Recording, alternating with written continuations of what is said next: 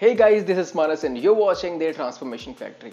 Guys जब split squats या फिर लंजेस की बात आती है तो लोग काफ़ी ज़्यादा कंफ्यूज होते हैं कि भाई सही तरीका क्या है। हमें थोड़ा सा इसमें अपराइट रहना चाहिए या फिर थोड़ा सा लीन होना चाहिए या फिर हमें अपने घुटनों को थोड़ा सा आगे ट्रैवल करवाना चाहिए या फिर थोड़ा सा उसको पीछे रखना चाहिए।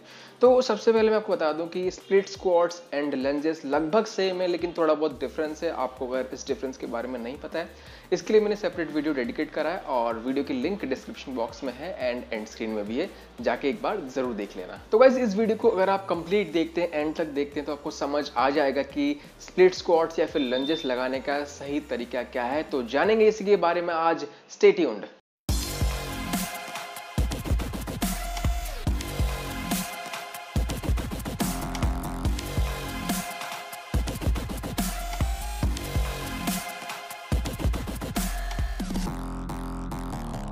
जब आप स्प्लिट स्क्वाट्स या फिर लंजेस लगाते हैं तो मूवमेंट मेनली आपके तीन जॉइंट्स के अराउंड होता है, नेमली आपका हिप जॉइंट, आपका नी जॉइंट एंड आपका एंकल जॉइंट।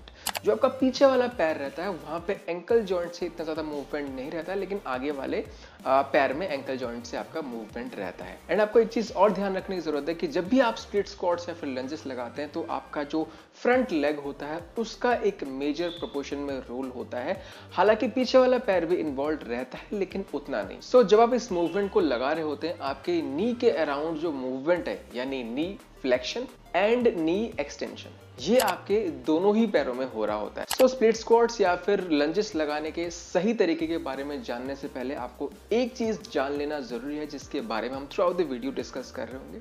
वो है आपका मोमेंट आर्म। ये मोमेंट आर्म क्या होता है, इस पे डिपेंड करेगा कि आपका सही तरीका क्या होने वाला है। Guys, it is the length of the joint from the line of force. Longer the moment arm, higher the effort that is to be made from that particular joint। अगर मैं आपको सेम चीज बाइसेप कर्ल के example से समझाऊं तो आप देख सकते हैं कि हमारे ये एल्बो जॉइंट है और ये हमारा डंबल है। तो जैसे कि मैंने समझाया है कि हमारे जॉइंट से लाइन ऑफ फोर्स के बीच में डिस्टेंस क्या है, तो लाइन ऑफ फोर्स एक्चुअली ये है, क्योंकि डंबल जो है वो उसको ग्रेविटी जो है वो नीचे उसको पुल कर रहा है, तो लाइन ऑफ फोर्स एक्चुअली हमारा ये है।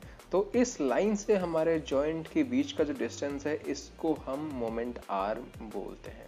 तो इस पॉइंट पे मोमेंट आर्म जो है वो छोटा है जब डंबल नीचे वाले पोजीशन पे है, एंड जैसे जैसे आप डंबल को यहाँ पे लेके आते हैं तो हमारा लाइन ऑफ फोर्स एक्चुअली ये बन जाता है, यानी इस पॉइंट पे डंबल हमें नीचे खींच रहा है, तो यहाँ पे जो हमारा मोमेंट आर्म हुआ वो लंबा हो जाता है। यानी इस पॉइंट पे सबसे ज्यादा लंबा मोमेंट आर्म होने के वजह से हमें सबसे ज्यादा एफर्ट इसी पॉइंट पे लगाना पड़ता है। तो सेम चीज को अगर मैं यहाँ पे आपको स्प्लिट स्क्वाट में करके दिखाऊं या फिर लंजेस में करके दिखाऊं, तो यहाँ पे आपका जो लाइन ऑफ फोर्स है वो ये होता है कि जहाँ पे भी आपने डंबल या फिर बारबल को अपने बैक पे रखा हुआ है। लेट्स से कि आपने बारबल रखा हुआ है, तो हमेशा आपका जो लाइन ऑफ फोर्स होगा वो ये जो मैंने ब्लैक लाइन दिखाया है वो ये होगा, क्योंकि बारबल को आपका जो ग्रेविटेशनल फोर्स है वो हमेशा नीचे पुल कर रहा है, तो हमेशा आपका ये लाइन ऑफ फोर्स है। और नी के लिए जो मोमेंट आर्म है वो ये हो गया, एंड हिप के लिए जो आपका मोमेंट आर्म हो गया वो इस लाइन से लेकर आपके हिप जॉइंट तक का जो डिस्टेंस, यानी एक छोटा सा मोमेंट आर्म बना। तो ये जो मैंने स्प्लिट स्क्वाट बनाया है, यहाँ पे आपका नी का मोमेंट आर्म ज्यादा है, यानी आपको नी के अराउंड ज्यादा एफर्ट लगाने की जरूरत है। और नी के अराउंड एफर्ट कौन लगाता है? आपका क्वाड्रिसेप्स मसल। तो इसलिए स्प्लिट स्क्वाट या फिर लंजेस में कोई राइट और रॉन्ग वे नहीं है। आप जिस भी तरह से एडजस्ट करेंगे आपका वो या तो नी डोमिनेंट या तो हिप डोमिनेंट बन जाता है। एंड ऐसे ही यहाँ पे एक और फैक्टर है आपका नी का एंगल।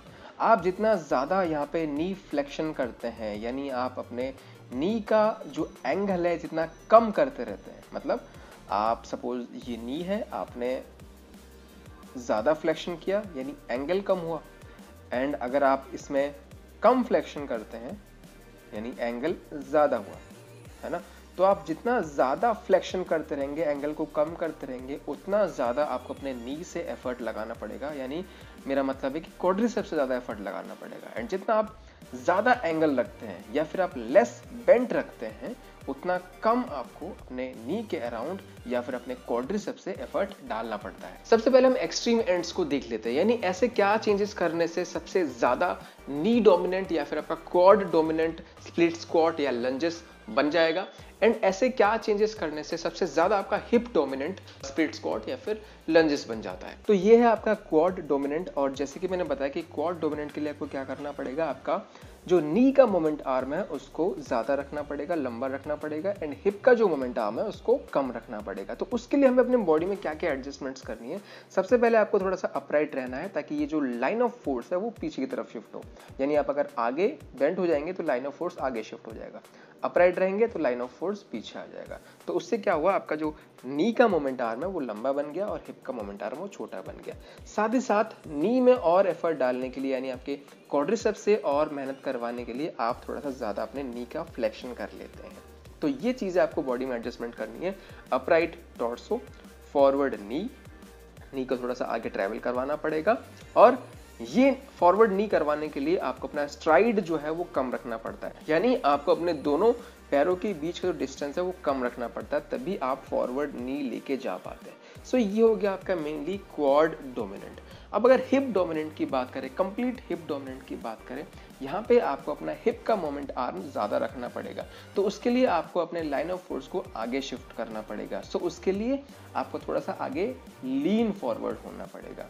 और उससे क्या होता है कि आपका हिप का मोमेंट आर्म ज्यादा हो जाता है, नी का मोमेंट आर्म कम हो जाता है। एंड साथ ही साथ क्योंकि आप इसको कंप्लीट हिप डोमिनेंट बनाना चाहते हैं तो यहाँ पे आप ज्यादा नी फ्लेक्शन नहीं करेंगे, आपकी नी के बीच मतलब आपका जो नी का यहाँ पे एंगल होगा वो ज्यादा बना रहेगा। तो अगर आपको नी का एंगल ज्यादा बनाए रखना है तो आपको यहाँ पे अपना स्ट्राइड बड़ा करना पड़ेगा, यानी आपको एक लंबा स्टेप रखना पड़ेगा। तो इससे कम नी फ्लेक्शन होता है। एंड जो बीच के वेरिएशंस हो गए, फॉर एग्जांपल हम सेकंड वेरिएशन की बात कर रहे हैं, यहाँ पे क्या है, आपने बिल्कुल इसी के तरह ही करा है। सेम आपने यहाँ पे अपराइट टॉर्सो रखा हुआ है ताकि आपका जो लाइन ऑफ फोर्स है वो पीछे रहे और आपका एक लॉन्गर नी मोमेंट आर्म बना रहे। लेकिन आपने यहाँ पे क्या करा, अपना नी फ्लेक्शन ज्यादा नहीं करा। तो इसमें क्या हो जाता है कि इसके कंपैरिजन में थोड़ा सा लेस क्वाड डोमिनेंट हो जाता है, रिलेटिवली लेस क्वाड डोमिनेंट। लेकिन अब भी ये क्वाड डोमिनेंट है क्योंकि यहाँ पे आपका मोमेंट आर्म अब भी ज्यादा है। तो यहाँ पे आपका जो नी है वो बैकवर्ड रहता है, नॉट लिटरली बैकवर्ड। बैकवर्ड का सिंपली ये मतलब है कि फॉरवर्ड नहीं है। अब अगर इस पे मूव करें, ये आपका सिमिलरली फोर्थ जैसा ये हिप डोमिनेंट जितना ही है, लेकिन डिफरेंस कहाँ पे आया, सिर्फ यहाँ पे आपके नी एंगल में डिफरेंस आया। यहाँ पे आपने फोर्थ की तरह ही बिल्कुल आप थोड़ा सा आगे लीन फॉरवर्ड है जिससे कि आपका लाइन ऑफ फोर्स आगे आ गया और उससे आपका हिप का मोमेंट आर्म ज्यादा बन गया, तो हिप डोमिनेंट हो गया। लेकिन थोड़ा सा आपने यहाँ पे क्वाड पे फोकस डाल दिया अपना नी फ्लेक्शन ज्यादा करके, यानी नी को आपने फॉरवर्ड ट्रेवल करवा दिया। तो यहाँ पे सिर्फ आपने थोड़ा सा अपना नी का वर्क ज्यादा इनपुट कर दिया है, तो इसके कंपैरिजन में थोड़ा सा लेस हिप डोमिनेंट बन गया। लेकिन अब भी ये है आपका हिप डोमिनेंट ही, क्योंकि यहाँ पे आपका अभी भी आप देख सकते हैं कि हिप का जो मोमेंट आर्म है वो ज्यादा ही बना हुआ है। तो यहाँ पे आपको ज्यादा फ्लेक्शन करने के लिए करना क्या पड़ा, आपके नी को आपको आगे ट्रेवल करना पड़ा, तो ज्यादा फ्लेक्शन हो गया। और ये कैसे होगा, आप स्ट्राइड यहाँ पे कम लेंगे, शॉर्टर स्ट्राइड लेंगे तो अपने आप अपने नी को आगे पुश कर पाते हैं और ज्यादा फ्लेक्शन कर पाते हैं। गाइस, ये जो हमने 4 एग्जांपल्स की बात करी ये आपके एक्सट्रीम एंड से, यानी या तो हमने क्या करा, टॉर्सो को बिल्कुल ही लीन करा दिया या तो बिल्कुल ही आपने अपराइट करा दिया। सेम अगर हम नी के अराउंड बात करें, हम या तो अपने नी को बहुत ज्यादा आगे ट्रेवल करवाते हैं या फिर ट्रेवल ही नहीं करवाते हैं। तो ऐसा तो नहीं हमेशा ये एक्सट्रीम एंड्स ही होते हैं, बीच का भी तो कहीं ना कहीं होता होगा कि भाई हम पूरी तरह आगे नहीं कर रहे हैं अपने टॉर्सो को या फिर पूरी तरह पीछे नहीं कर रहे हैं, बीचों बीच कहीं पे मेंटेन कर रखा है। तो ये भी आपका हो सकता है। तो आपको ये एक्सट्रीम एंड समझने से आपको अब ये पता लग जाएगा कि भाई किस तरह के चेंजेस करने से आपके किस तरह से क्वाड बायस्ड या फिर आपका हिप बायस्ड यानी डोमिनेंट बन जाता है। सो आप अपने जरूरत के अकॉर्डिंग छोटे मोटे इस तरह से चेंजेस करके उस एक्सरसाइज को आप अपने लिए बना सकते हैं कि भाई आपको किस चीज की जरूरत है। आप ऐसा भी बना सकते हैं कि भाई लाइन ऑफ फोर्स जो है वो बीचों बीच है, यानी आपका नी का जो मोमेंट आर्म है वो इक्वल होगा आपके हिप के मोमेंट आर्म से। तो इस केस में आपका दोनों ही जॉइंट से, यानी हम कह सकते हैं कि आपका क्वाड्रिसेप्स से एंड आपके ग्लूट्स का बराबर कंट्रीब्यूशन भी हो सकता है। सो गाइज, ये थी आज की सारी video. That's a wrap on this video. मिलते हैं एक नई वीडियो के साथ। Till then stay fit, stay healthy. This is Manas, take care.